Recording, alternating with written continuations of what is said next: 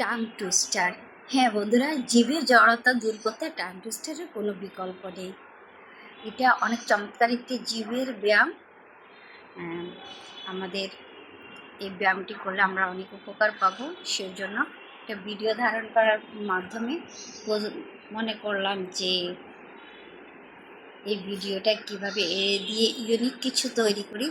এর জন্য ভাবলাম যে আমরা যদি একটা সুন্দর একটা শিক্ষণীয় ভিডিও তৈরি করতে পারি, এর জন্যই আজ এই ভিডিওটা।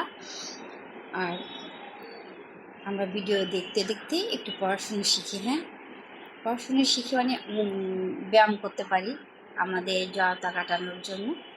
ঠিক আছে বন্ধুরা, তাহলে ভিডিওটির সাথে থাকুন এবং শেষ পর্যন্ত দেখুন ব্যায়ামটি।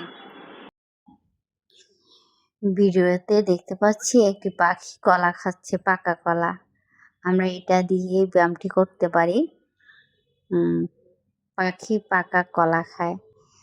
আমি যখন পড়েছি, আমার টিচার পড়িয়েছে পাখি পাকা পেঁপে খায়, কিন্তু ভিডিওটি ধারণ করার পরে বুঝলাম যে এটা দিয়ে আমিও কিছু তৈরি করতে পারি, এর জন্য আর কি।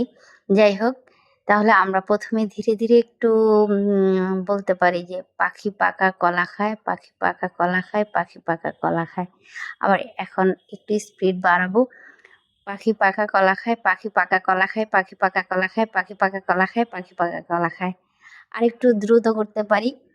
পাখি পাকা কলা খায়, পাখি পাকা কলা খায়, পাখি পাকা কলা খায়, পাখি পাকা কলা খায়, পাখি পাকা কলা খায়, পাখি পাকা কলা খায়, পাখি পাকা কলা খায়, পাখি পাকা কলা খায়। এইভাবে আমরা জিভের ব্যায়ামটা করতে পারি, তাহলে আমাদের জিভের জড়তা দূর হয়ে যাবে। প্রতিদিন কিছুক্ষণ করে করলে 5 মিনিট বা যতটুকু সময় পাওয়া যায়, যাই হোক সর্বনিম্ন 5-7 মিনিট করলেও হবে। এই ব্যায়ামটা আসলে কথা বলতে গেলে দেখা যায় যে অনেক সময় আমাদের কথা জড়িয়ে যায়। এই থেকে উদ্ধার পাওয়ার এটা হচ্ছে অনেক বড় একটা কৌশল। এই কৌশলটা আয়ত্ত করতে পারলে এটা থেকে রেহাই পাওয়া যাবে, জড়তা থেকে রেহাই পাওয়া যাবে।